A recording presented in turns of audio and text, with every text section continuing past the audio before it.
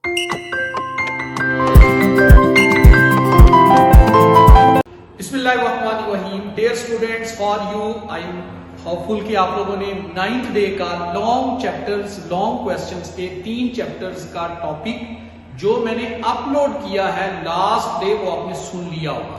मैंने वहां पर 3 लॉन्ग क्वेश्चन यानी 12 नंबर का पेपर आपसे शेयर किया था। आज हमारा 10th डे प्लान है, ये लास्ट डे प्लान है हमारा, और इसमें भी मैं 3 चैप्टर्स के लॉन्ग क्वेश्चन आपसे शेयर करूंगा। एक्चुअली हमने टोटल 3 लॉन्ग क्वेश्चन तैयार करने होते हैं। 3 लॉन्ग क्वेश्चन का मतलब हर लॉन्ग क्वेश्चन में 2 हिस्से होते हैं, 4-4 नंबर के ए पार्ट और बी पार्ट। तो कल हमने 3 पार्ट्स कर लिए थे, यानी एक पूरा लॉन्ग क्वेश्चन कर लिया था chapter number 1 plus chapter number 2 में से, और एक हमने हाफ लॉन्ग क्वेश्चन किया था चैप्टर नंबर 6 में से, यानी 1.5 लॉन्ग क्वेश्चन कंप्लीट हो गए थे। आज भी हम 3 चैप्टर्स में से 1.5 लॉन्ग क्वेश्चन कंप्लीट करेंगे, जिनमें चैप्टर नंबर 9 और चैप्टर नंबर 11 का कॉम्बिनेशन है बोर्ड के पेपर में, पंजाब बोर्ड में, और चैप्टर नंबर 6 और 16 का कॉम्बिनेशन है। चैप्टर नंबर 6 मैं करवा चुका हूं लास्ट डे पर, और चैप्टर नंबर 16 मैं यहां पर आपको शेयर करने लगा हूं। तो आइए आगाज करते हैं 10th डे का प्लान। 12 नंबर आपको मिलेंगे, जस्ट आपने 1 घंटा एडजस्ट करना है, अपना कंज्यूम करना है, इन्वेस्ट करना है। इंशाल्लाह 12 नंबर का पेपर हल करके आप खुद को बहुत कंफर्टेबल और कॉन्फिडेंट फील करेंगे। तो आगाज करते हैं चैप्टर नंबर 9 से। चैप्टर नंबर 9 में पहले मैं 2 लॉन्ग क्वेश्चन आपके पास लेके आया हूं। सबसे पहला लॉन्ग क्वेश्चन है discuss classification of aromatic compounds. Aromatic compounds को सबसे पहले आपने डिफाइन करना है। इस तरह आपने फ्लो शीट डायग्राम बना लेना। फ्लो शीट डायग्राम किस तरह से बनाएंगे?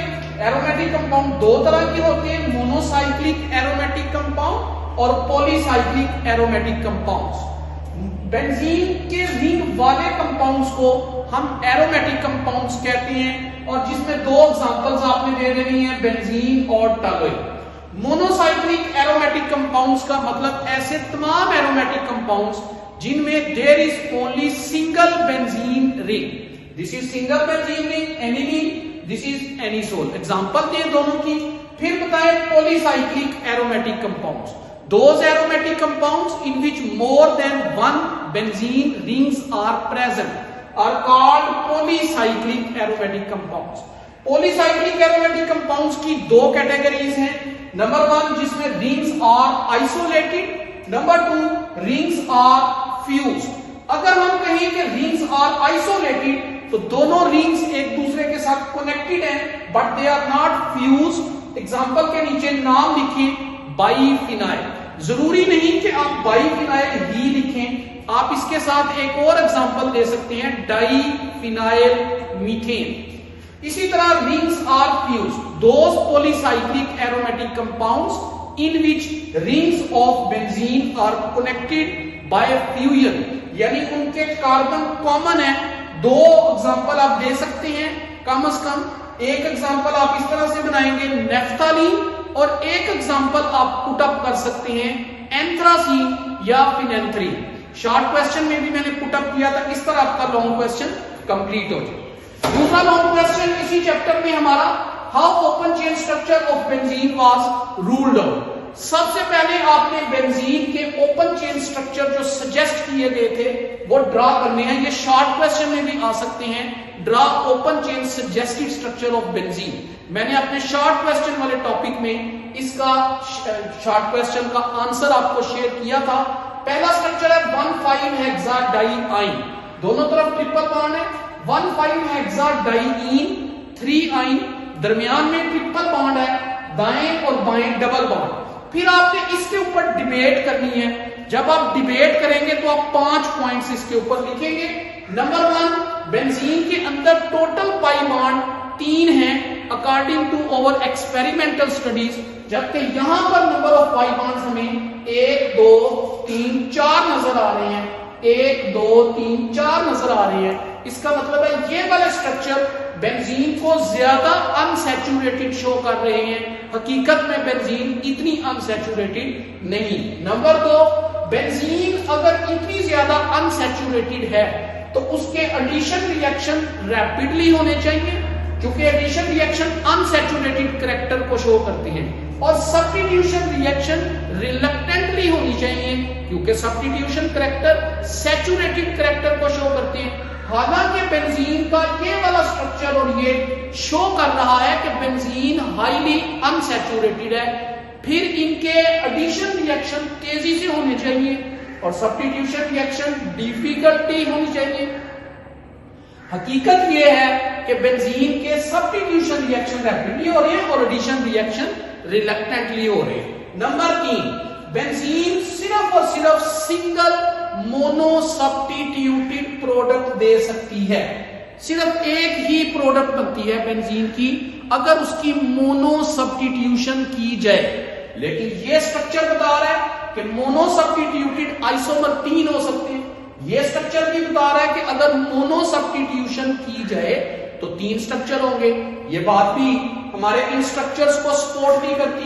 नेक्स्ट, अगर ये अल्कीन है या अल्काइन की तरह का कंपाउंड है तो फिर अल्कीन का जनरल फार्मूला CnH2n, उसको फॉलो करना चाहिए इस मॉलिक्यूलर फार्मूले को। अगर बेंजीन अल्काइन की तरह की है तो फिर उसे अल्काइन के जनरल फार्मूला CnH2n-2 को फॉलो करना चाहिए। ना ये मॉलिक्यूलर फार्मूलाज अल्कीन के जनरल फार्मूलाज को फॉलो करते हैं, ना अल्काइन के जनरल फार्मूलाज को फॉलो करते हैं। इसी तरह अगर इसके डाई सब्स्टिट्यूटेड आइसोमर्स बनाए जाएं, ये लास्ट पॉइंट है, मोनो सब्स्टिट्यूटेड आइसोमर सिर्फ एक बनना चाहिए, यहां 3 पॉसिबल है। Di substituted product of benzene 3 बनने चाहिए, आर्थो, मेटा और para, according to our final conclusions या रिजल्ट्स या एक्सपेरिमेंट। लेकिन अगर मैं इसकी डाई सब्स्टिट्यूशन करूं तो शायद 6 से भी ज्यादा आइसोमर इसके बन जाए। तो ये 5 पॉइंट्स आपने लिखने हैं ताकि आप पेपर में बता सकें कि these structures are not the actual structures of benzene, so they were ruled out। अब हम आगे चलते हैं। सबसे पहले कैक्यूल का स्ट्रक्चर और फिर एटॉमिक ऑर्बिटल हाइब्रिडाइजेशन को डिस्कस करते हैं 2 लॉन्ग क्वेश्चन के तौर पर। हमारे तीसरा क्वेश्चन इसमें discuss Kekulé structure of benzene. पहले आपने मेंशन करना है कि कैक्यूल पहला फर्क था जिसने बेंजीन का regular cyclic hexagonal planar structure propose किया। ये 2 स्ट्रक्चर्स हैं हमारे सामने जो साइक्लिक नेचर के, जो कैक्यूल ने प्रपोज किए। इन स्ट्रक्चर्स में पाई बॉन्ड डीलोकेलाइज्ड नहीं है बल्कि लोकेलाइज्ड है। ये डबल हेडेड एरो रेजोनेंस को शो कर रहा है। अब आपने सबसे पहले इनके 4 पॉइंट्स बनाने हैं। इस तरह से पहले 2 पॉइंट्स शो कर रहे हैं इसके सब्स्टिट्यूटेड रिएक्शंस को यानी सैचुरेटेड करैक्टर्स को, और दूसरे 2 रिएक्शंस शो कर रहे हैं इसके अनसैचुरेटेड करैक्टर यानी एडिशन रिएक्शंस को। आपको शॉर्ट क्वेश्चन भी आ सकता है, discuss substituted reactions of benzene या सैचुरेटेड करैक्टर ऑफ बेंजीन, या कहेगा discuss reactions in which benzene shows unsaturated character. आप देखिए पहले आपने बेंजीन का किसी रिएजेंट X के साथ रिएक्शन करवाया, यहां से हाइड्रोजन उतर गया, उसकी जगह X आ गया किसी एक जगह पर। ये X यहां है, जहां मर्जी आ जाए, this will remain a single compound. इसकी पोजीशन बदलने से इसका कोई आइसोमर नहीं बनेगा। इसीलिए मैंने कहा था बेंजीन के मोनो सब्स्टिट्यूटेड प्रोडक्ट का कोई आइसोमर नहीं होता। फिर आपने इसकी दोबारा से सब्स्टिट्यूशन करवानी है यानी डाई सब्स्टिट्यूशन। जब Y आएगा तो X डिसाइड करेगा कि Y ने X के लिहाज से आर्थो पोजीशन पर जाना है या मेटा पोजीशन पर जाना है या पैरा पोजीशन पर। तो 3 प्रोडक्ट बनने के चांसेस हैं, X के लिहाज से आर्थो, X के लिहाज से मेटा, X के लिहाज से पैरा पोजीशन पर। तो ये दोनों रिएक्शंस शो कर रहे हैं इसके सैचुरेटेड करैक्टर। ये दोनों रिएक्शंस शो कर रहे हैं इसके अनसैचुरेटेड करैक्टर को। आप इसमें हाइड्रोजन ऐड करेंगे इन प्रेजेंस ऑफ निकल कैटालिस्ट तो पता चला इसमें 3 मॉलिक्यूल हाइड्रोजन के ऐड हो सकते हैं। जब 3 मॉलिक्यूल ऐड होंगे तो तीनों के तीनों पाई बॉन्ड डिकम्पोज हो जाएंगे, टूट जाएंगे। इसी तरह सनलाइट की मौजूदगी में 3 क्लोरीन ऐड हो सकते हैं, चूंकि अंदर 3 पाई बॉन्ड मौजूद हैं और हेक्साक्लोरोसाइक्लोहेक्सेन प्रोडक्ट बने। ये दोनों रिएक्शन बेंजीन के अनसैचुरेटेड कैरेक्टर को शो कर रहे हैं। जब ये वाले आप 4 पॉइंट लिखेंगे तो आपका लॉन्ग क्वेश्चन कंप्लीट। उसके बाद अगला क्वेश्चन है describe modern structure of benzene on the basis of atomic orbital hybridization. आपने सबसे पहले कार्बन की एक्साइटेड स्टेट में इलेक्ट्रॉनिक कॉन्फ़िगरेशन लिखनी है, फिर इनमें से 3 ऑर्बिटल्स को आपने मिक्स कर देना है। जब आप 3 ऑर्बिटल्स को मिक्स करेंगे 3 हाइब्रिडाइज्ड ऑर्बिटल्स बनेंगे। हर एक का नाम है sp2 हाइब्रिड ऑर्बिटल। एक ऑर्बिटल आपके पास अनहाइब्रिड रहेगा 2pz। Hybrid orbital sigma bond बनाते हैं, जबकि अनहाइब्रिड ऑर्बिटल पाई बॉन्ड बनाएगा। फिर आपने हाइब्रिड ऑर्बिटल्स की ये शेप्स बना लेनी है, ये 3 शेप्स आएंगी, जबकि जो अनहाइब्रिड ऑर्बिटल है उसकी शेप बिल्कुल इस तरह की होगी, दैट इज 2pz। अब 3 हाइब्रिड ऑर्बिटल हर कार्बन पर मौजूद हैं। आपने 6 पॉइंट्स बनाने हैं इस तरह, और हर कार्बन एक पॉइंट एक कार्बन को शो कर रहा है, और हर एक के ऊपर आपने 3 ऑर्बिटल्स डिजाइन करते हुए हैं। जैसे देखिए मैंने यहां पर भी 3 ऑर्बिटल बनाए, यहां पर भी 3 ऑर्बिटल, इस कार्बन पर भी 3 ऑर्बिटल, इस कार्बन पर भी 3 ऑर्बिटल, इस पर भी और इस पर भी, और तमाम कार्बन पर मौजूद तीनों ऑर्बिटल्स एक दूसरे के लिहाज से 120 के एंगल पर बनाने। फिर ये आपस में भी ओवरलैप कर रहे हैं। ये देखिए sp2 ओवरलैप हो रहे हैं इनका, और नीचे ये बाहर वाले जो ऑर्बिटल्स हैं ये हाइड्रोजन के 1s ऑर्बिटल के साथ लीनियर ओवरलैप करके 6 सिग्मा बॉन्ड बना। इसका मतलब आपने बेंजीन के रिंग के अंदर 6 carbon to carbon sigma bond बनाने, जिनमें sp2 ओवरलैपिंग होती है, और 6 carbon to hydrogen sigma bond बनाने, जिनमें sp2s ओवरलैप होती है। अब ये बनाने के बाद आपने 6 पॉइंट्स बनाने हैं जो कनेक्टेड हैं हार्ड लाइन की शक्ल में। ये ब्लैक कलर में आपको नजर आ रहा होगा। हर कार्बन के ऊपर एक अनहाइब्रिड ऑर्बिटल आपने बनाना है जो कि लीनियर प्लेन के परपेंडिकुलर बनेगा, और इनके आपस में पैरेलल ओवरलैप शो करने हैं, जिसका नतीजा ये होगा कि एक पाई इलेक्ट्रॉन शीट आपको नजर आएगी, या ऊपर नजर आएगी या नीचे नजर आएगी। इस तरतीब से आपने डायग्राम्स डिजाइन करनी है, जिससे ये पता चलता है कि बेंजीन के पाई इलेक्ट्रॉन अपनी जगह पर फिक्स नहीं है, बल्कि मुसलसल डीलोकेलाइज्ड है। इसका मतलब ये हुआ कि बेंजीन के पाई इलेक्ट्रॉन डीलोकेलाइज्ड है, यानी बेंजीन का पाई बॉन्ड तोड़ना इंतहाई मुश्किल है। यही वजह है कि बेंजीन हाईली स्टेबल है। अगले 2 क्वेश्चन है हमारे पास। पहला है स्टेबिलिटी ऑफ बेंजीन, और दूसरा है बेंजीन की प्रेपरेशन के डिफरेंट मेथड्स। अगले 2 क्वेश्चन है हमारे पास। Discuss in detail stability of benzene. सबसे पहले आपने इथीन के मॉलिक्यूल में हाइड्रोजन ऐड करना है, that process is called hydrogenation. जब आप हाइड्रोजन ऐड करेंगे इथेन बन जाएगा। इस प्रोसेस में बहुत सारी एनर्जी रिलीज होगी, that is called molar heat of hydrogenation. 120 kilo joule पर मोल एनर्जी रिलीज होगी। अब इसी को आपने कोरिलेट करना है विद साइक्लिक अनसैचुरेटेड कंपाउंड। सबसे पहले साइक्लोहेक्सीन में, साइक्लोहेक्सीन में यहां डबल बॉन्ड है, एक डबल बॉन्ड वाला कंपाउंड ले साइक्लिक, उसमें एक मॉलिक्यूल ऐड होगा, तो हम एक्सपेक्ट कर रहे हैं कि जैसे वहां एक पाई बॉन्ड को तोड़ने पर 120 किलो जूल पर मोल एनर्जी रिलीज हुई है, वैसे यहां भी एक पाई बॉन्ड को तोड़ने पर इतनी ही एनर्जी रिलीज होनी चाहिए, यानी molar heat of hydrogenation calculated. जबकि हमने ऑब्जर्व किया molar heat of hydrogenation observe 119.5 है, मतलब जितनी हमने कैलकुलेशन की है उससे कम एनर्जी रिलीज हो रही है। इसका मतलब है हमारी एक्सपेक्टेशन से ज्यादा ये कंपाउंड स्टेबल है। उसके बाद आप एक ऐसा कंपाउंड लें जिसमें 2 पाई बॉन्ड है, तो फिर 2 मॉलिक्यूल हाइड्रोजन के ऐड होंगे। जब 2 हाइड्रोजन ऐड होंगे तो फिर साइक्लोहेक्सीन बनेगा। इसमें डबल हीट रिलीज होनी चाहिए, यानी 119.5 को 2 से मल्टीप्लाई करें 239 आ जाएगा। एक्चुअल जो एनर्जी रिलीज हुई है वो 231 है।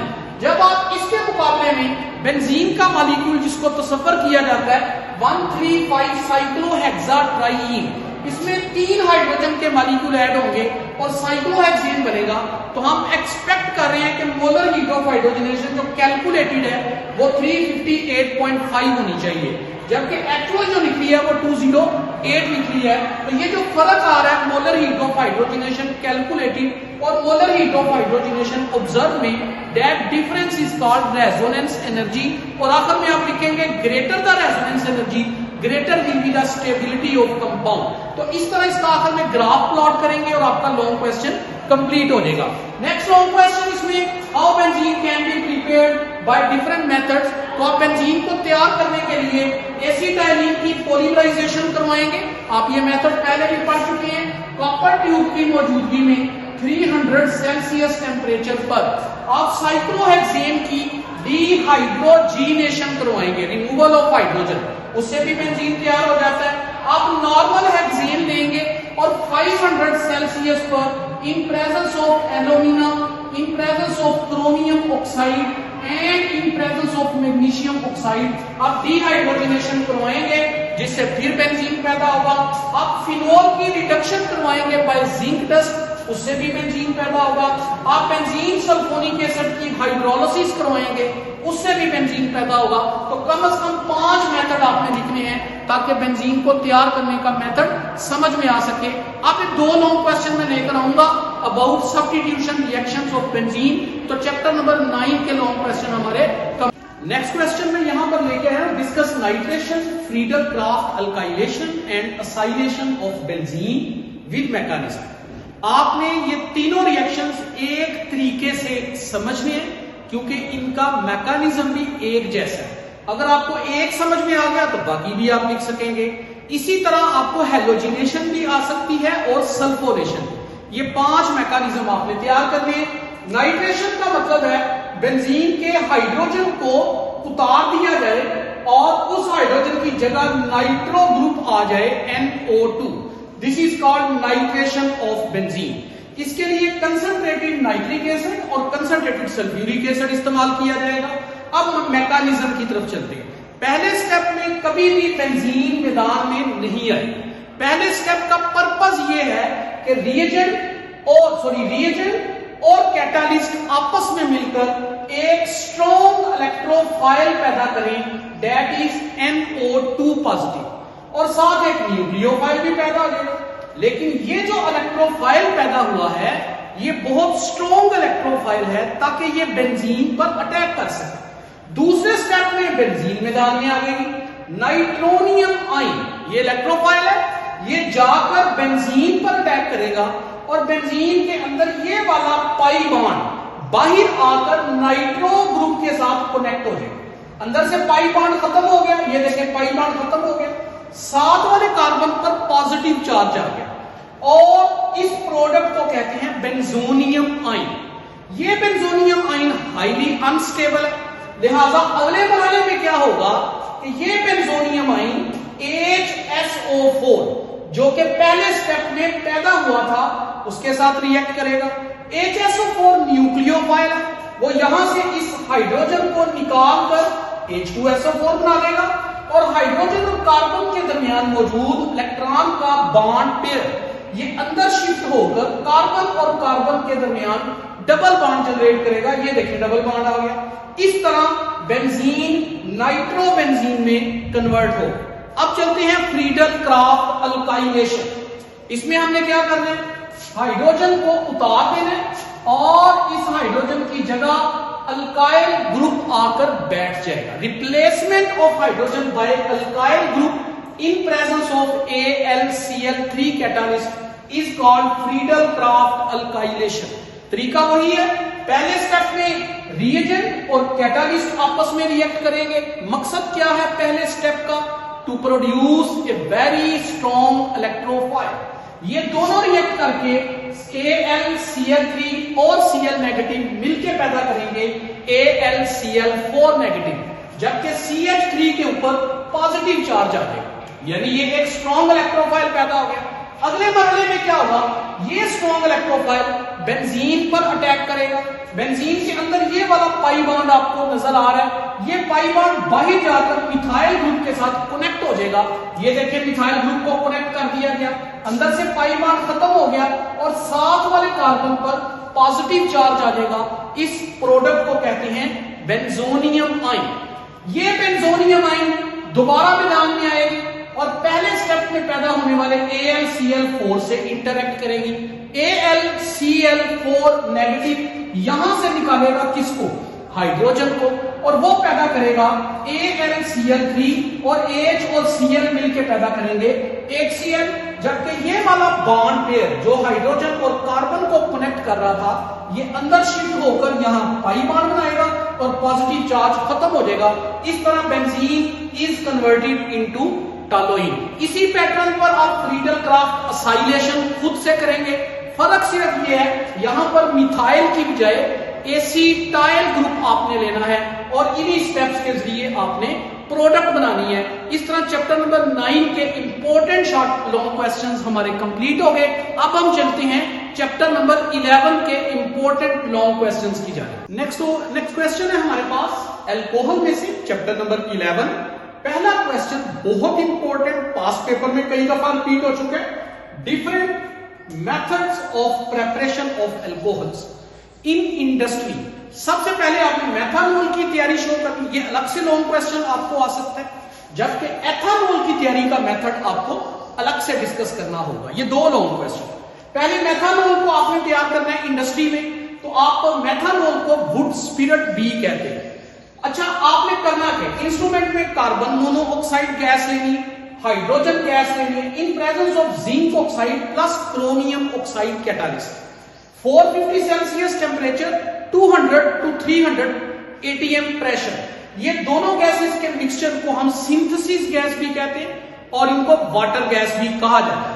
इन दोनों के मिलने से मेथानॉल पैदा हो। आपने डायग्राम भी बनानी है, आपकी बुक पर मौजूद है। डायग्राम का 1 नंबर होगा। 5 स्टेप्स आपने एक्सप्लेन करने हैं कि सबसे पहले हम गैसेस को प्योरीफाई करते हैं, फिर गैसेस को रिएक्ट करवाने के लिए कंप्रेस करते हैं, फिर उनको कैटालिटिक टावर में से गुजारते हैं, वहां रिएक्शन होता है और हमारे पास वेपर्स पैदा होते हैं मेथानॉल के। उन वेपर्स को हम कंडेंस करते हैं, यानी कंडेंसेशन होती है, और फिर हम उनको रिसाइकल करते हैं ताकि अगर किसी चीज ने अभी तक रिएक्शन नहीं किया तो वो रिएक्शन कर ले। ये तो था एक लॉन्ग क्वेश्चन। दूसरा लॉन्ग क्वेश्चन है एथानॉल की तैयारी बाय फर्मेंटेशन। ये भी इंडस्ट्रियल मेथड है। पहले तो फर्मेंटेशन को डिफाइन करें। Biochemical process which is carried out in the presence of enzyme. इसकी 4 कंडीशंस मैंने शॉर्ट क्वेश्चन वाले 8 डे प्लान में डिस्कस की। जिसने मेरा 8वें दिन का लेक्चर सुन लिया, चैप्टर नंबर 11 चैप्टर नंबर 16 वाला, उसके दोनों लॉन्ग क्वेश्चन हल हो जाएंगे आराम से, क्योंकि मैंने काफी सारा मटेरियल वहां पर दिया है। और चैप्टर नंबर 11 और चैप्टर नंबर 16 में से आमतौर पर शॉर्ट क्वेश्चन आते हैं जिनको इकट्ठा करके लॉन्ग क्वेश्चन बना दिया जाता है। अब चैप्टर नंबर 11 में से फर्मेंटेशन के 4 मैंने कंडीशंस बताई थी। Number 1 proper aeration, dilution of solution, optimum temperature, absence of any preservative. अब आपने पहले स्टार्च से तैयार करना है। स्टार्च का फार्मूला क्या है? C6H10O5। इसकी हाइड्रोलिसिस करेंगे पानी में इन प्रेजेंस ऑफ डायास्टेज एंजाइम। जो ही ये हाइड्रोलाइज होगा, it will be converted into maltose C12H22O11। ये माल्टोज फर्दर हाइड्रोलाइज होगा माल्टेज एंजाइम की मौजूदगी में और ये पैदा करेगा ग्लूकोज C6H12O6।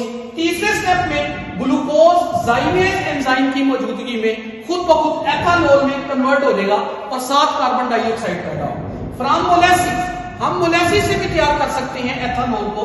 मोलेसिस हमारे पास C12H22O11 सुक्रोज है। आप इसकी हाइड्रोलिसिस करवाएंगे। इन्वर्टेज एंजाइम की मौजूदगी में एक मॉलिक्यूल ग्लूकोज का पैदा होगा और एक मॉलिक्यूल फ्रुक्टोज का पैदा होगा। ग्लूकोज एल्डिहाइड है, फ्रुक्टोज कीटोन है। एल्डिहाइड ज्यादा रिएक्टिव होता है, लिहाजा एल्डिहाइड जाइमेज की मौजूदगी में खुद ब खुद कन्वर्ट हो जाएगा into ethanol and carbon dioxide. जहां तक अल्कोहल के बाकी टॉपिक्स में से लॉन्ग क्वेश्चन का ताल्लुक है, तो मैं बार बार अर्ज कर रहा हूं, आपने मेरा 8वें दिन का लेक्चर सुनना है। वहां पर आपको Lucas test, iodoform test, dehydration नजर आएंगी, उनको आपने जरूर तैयार कर लेना है। हम इसके अगले टॉपिक्स की तरफ चलते हैं। तीसरा क्वेश्चन आ सकता है discuss nucleophilic and electrophilic substitution reactions of alcohol. इसमें 2 तरह के रिएक्शन हैं। 2 नंबर के न्यूक्लियोफिलिक सब्स्टिट्यूशन और 2 नंबर के इलेक्ट्रोफिलिक सब्स्टिट्यूशन रिएक्शंस। मैंने आपको शॉर्ट क्वेश्चन वाले टॉपिक में भी ये बात बावर करवाई थी।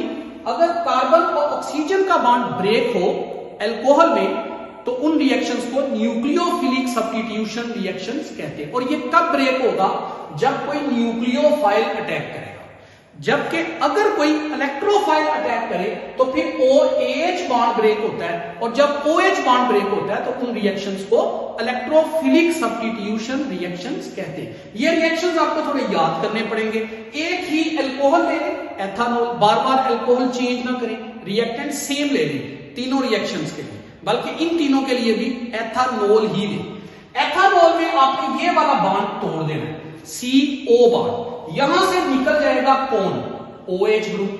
पहला रिएक्शन SOCl2 NH3 और फिर PCl3 के साथ। जब OH जाएगा, OH नेगेटिव है, नेगेटिव का मतलब न्यूक्लियोफाइल है। जब जाएगा न्यूक्लियोफाइल तो आएगा भी न्यूक्लियोफाइल। यहां से न्यूक्लियोफाइल आएगा क्लोरीन, यहां से न्यूक्लियोफाइल आएगा NH2, यहां से न्यूक्लियोफाइल आएगा क्लोरीन। इसका मतलब है आपने OH उतार दिया, क्लोरीन लगा दी, OH उतार दिया, NH2 लगा दिया, OH उतार दिया, Cl लगा दिया। इस तरह तीनों की प्रोडक्ट बन गई। जो चीज बाकी बचती है वो साइड प्रोडक्ट के तौर पर आपने लिख देनी है। ये 3 न्यूक्लियोफिलिक सब्स्टिट्यूशन रिएक्शंस। अब आ जाते हैं इलेक्ट्रोफिलिक सब्स्टिट्यूशन रिएक्शंस की जानिब। ये भी 3 आपने याद कर लेने हैं। इन तीनों रिएक्शंस में OH बॉन्ड ब्रेक होगा। इस बॉन्ड को ब्रेक करके यहां से हाइड्रोजन नहीं निकलना है।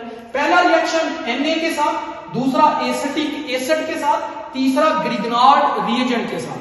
H निकल जाएगा, उसकी जगह Na पॉजिटिव आ जाएगा। क्योंकि H पॉजिटिव की शक्ल में निकलेगा, Na भी पॉजिटिव की शक्ल में आएगा।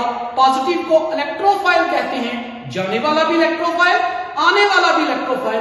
रिएक्शन कहलाएगा इलेक्ट्रोफिलिक सब्स्टिट्यूशन रिएक्शन। तो आप देखिए सोडियम आ गया, यहां से हाइड्रोजन निकल जाएगा और हाइड्रोजन की जगह यहां से ये वाला पूरा ग्रुप हाइड्रोजन की जगह ले लेगा। हाइड्रोजन चला गया, उसकी जगह ये वाला पूरा ग्रुप अटैच कर दे। ये हमारे पास इथाइल एसीटेट एस्टर बन गया in presence of H2SO4। Hydrogen निकल गया, उसकी जगह ये हाइड्रोजन और H मिलकर मीथेन पैदा करेंगे, जबकि हाइड्रोजन की जगह मैग्नीशियम क्लोराइड आकर यहां अटैच हो। तो तीनों रिएक्शंस में आपने हाइड्रोजन को उतार देना है, पॉजिटिव चीज जाएगी तो हर एक में से पॉजिटिव सेगमेंट को पकड़ के इसके साथ अटैच कर दें। This is all about nucleophilic and electrophilic substitution reaction. एक लॉन्ग क्वेश्चन बहुत इंपॉर्टेंट जो फिनोल में से है, एसिडिक नेचर ऑफ फिनोल, उसको डिस्कस करते हैं। एक और important long question chapter number 11 में से, discuss acidic nature of phenol. इसी टॉपिक में से आपको शॉर्ट क्वेश्चन भी आ सकते हैं। मैं बार बार अर्ज कर रहा हूं कि आप लोगों ने चैप्टर नंबर 11 और चैप्टर नंबर 16 पर मुश्तमिल मेरा 8th डे का प्लान लाजमी सुनना है। 8वें दिन के लेक्चर को तैयार कर लेंगे, आपके काफी सारे लॉन्ग क्वेश्चन भी तैयार हो जाएंगे, शॉर्ट भी तैयार हो जाएंगे। यानी आपको सिर्फ 12 नंबर नहीं, मुझे मेरा यकीन है वो लेक्चर आपका, एक लेक्चर 20 नंबर आपको बोर्ड के पेपर में दे सकता है।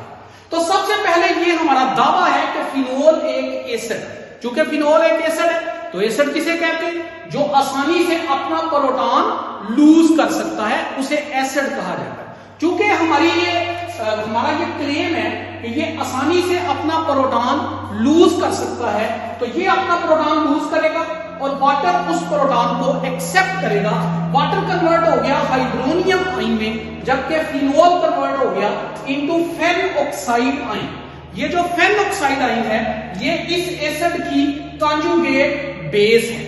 असूल ये है कि अगर किसी एसिड की कॉन्जुगेट बेस स्टेबल हो, अगर किसी एसिड की कॉन्जुगेट बेस स्टेबल हो तो वो एसिड अनस्टेबल होता है, और जो एसिड जितना ज्यादा अनस्टेबल होगा वो उतना ज्यादा स्ट्रॉन्ग एसिड होगा। दोबारा सुन लें, किसी एसिड की कॉन्जुगेट बेस जितनी ज्यादा स्टेबल होगी वो एसिड बजाते खुद उतना ज्यादा अनस्टेबल होगा, और जितना ज्यादा अनस्टेबल होगा वो एसिड उतना ज्यादा स्ट्रॉन्ग एसिड होगा। अब हम इसकी स्टेबिलिटी को स्टडी करते हैं, तो इसके रेजोनेंस स्ट्रक्चर ड्रा कर रहे हैं।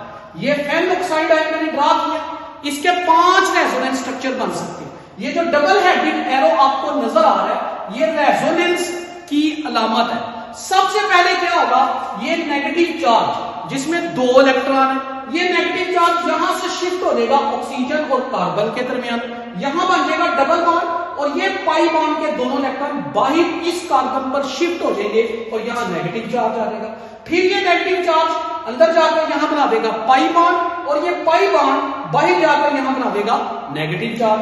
फिर ये नेगेटिव चार्ज अंदर जाकर बना देगा पाई बॉन्ड, और ये पाई बॉन्ड बाहर आकर बना देगा नेगेटिव चार्ज। फिर ये नेगेटिव चार्ज अंदर जाकर बना देगा पाई बॉन्ड, और पाई बॉन्ड बाहर जाकर बना देगा नेगेटिव चार्ज। इसका मतलब ये हुआ कि इसका नेगेटिव चार्ज मुसलसल डीलोकेलाइज कर रहा है, कभी आर्थो पर, कभी पैरा पोजीशन पर, फिर आर्थो पर, फिर ऑक्सीजन पर। इसका मतलब यहां बहुत ज्यादा डीलोकेलाइजेशन ऑफ नेगेटिव चार्ज है, मतलब इसके 5 रेजोनेंस स्ट्रक्चर मौजूद हैं।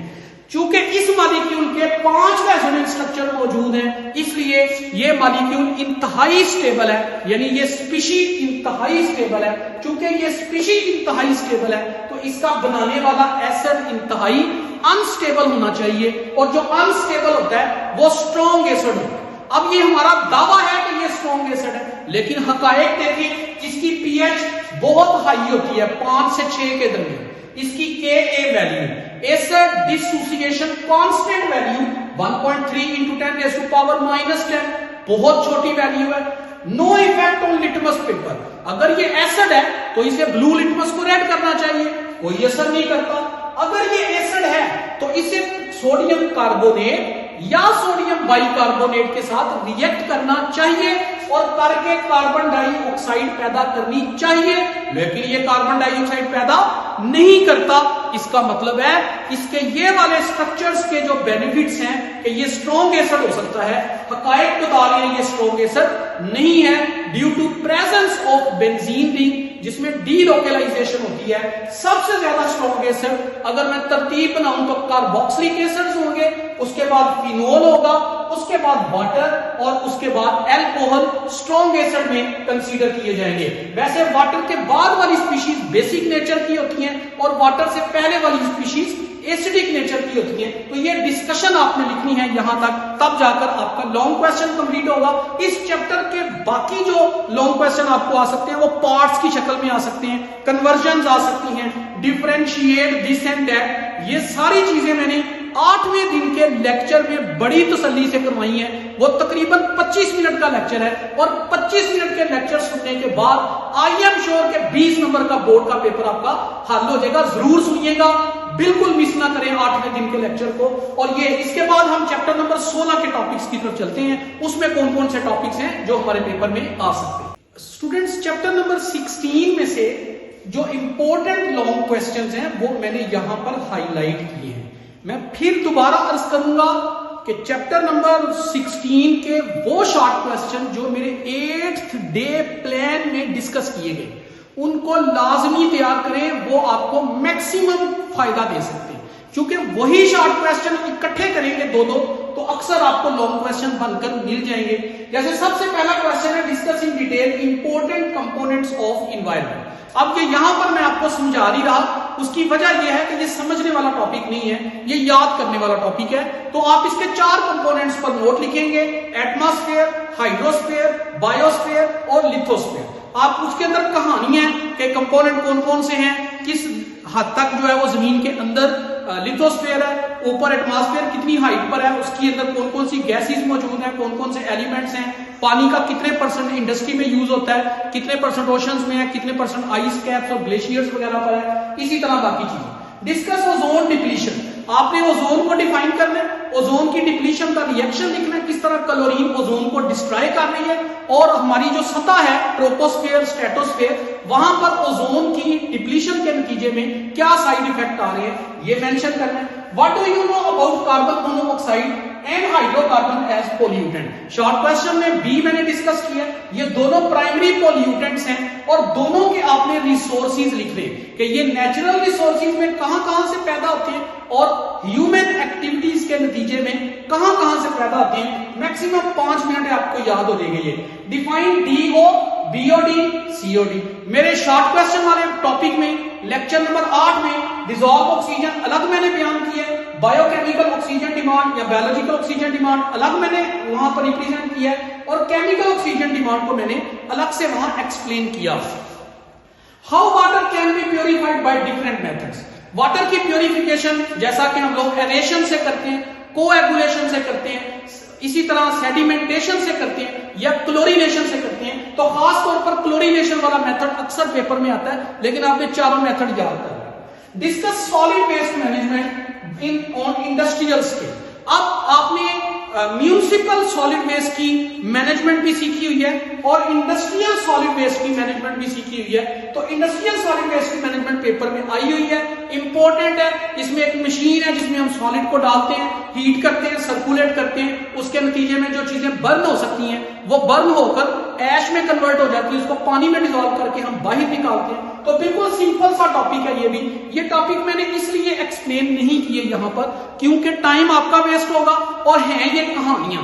मैं यहां पर भी बोलूंगा तो आपने याद करना है तो आपको याद हो रही है ये टॉपिक, लेकिन याद करने बहुत आसान है क्योंकि स्टोरीज है। अगर आपको भूल भी जाता है पेपर में जाके तो आप कुछ ना कुछ अपने पास से भी लिख देंगे तो यकीनन ये टॉपिक आपको 90% नंबर दे ही देगा कुछ ना कुछ। So this is all about chapter number 9, chapter number 11 और चैप्टर नंबर 16। तीनों में से 12 नंबर के क्वेश्चंस हैं और मैं बार बार अर्ज कर रहा हूं एक्चुअली ये 12 नंबर नहीं है, अगर इनके शॉर्ट क्वेश्चन भी साथ मिलाएं तो तकरीबन 24-25 नंबर का पेपर बन जाता है। जो मेरे लेक्चर नंबर 8 और लेक्चर नंबर 10 दोनों को जमा कर लें, तकरीबन 1.5 घंटे की छोटी सी कष्ट है, एफर्ट है और 1.5 घंटे के बाद आपका 25 नंबर का पेपर 100% श्योर हो जाएगा। ये मैं आपको गारंटी से कह रहा हूं इंशाल्लाह with the will of almighty Allah. तो आप लोगों ने घबराना नहीं है, इनको तैयार करें, सिर्फ 1.5 घंटा लगा लें, 1.5 घंटा तसल्ली से सुन लें इन लेक्चर्स को।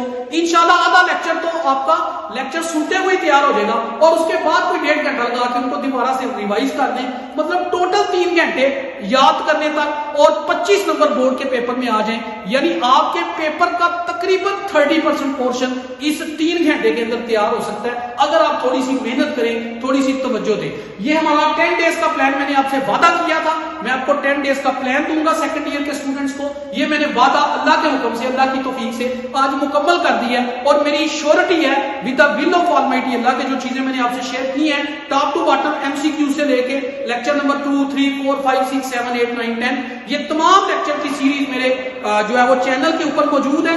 आप इन तमाम लेक्चर्स को भी सुनना चाहें तो 2 दिन के अंदर डेली अगर आप 4 से 5 घंटे सुने तो 2 दिन के अंदर सारे लेक्चर सुन सकते हैं और 100% पेपर आपका इंशाल्लाह तैयार हो जाएगा विद एमसीक्यूज। बाकी अल्लाह ताला मालिक है, आपकी मेहनत कभी भी रहेगा नहीं जाती, इंसान कोशिश करता है, अल्लाह ताला नतीजा कहीं ना कहीं इंसान को जरूर अता करता है। अब अगली सीरीज में लेके आ रहा हूं that is for important MCQs of past paper और important solutions of past paper.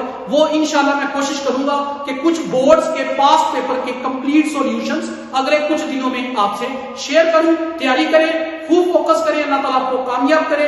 Wish you best of luck, take care, अल्लाह हाफिज।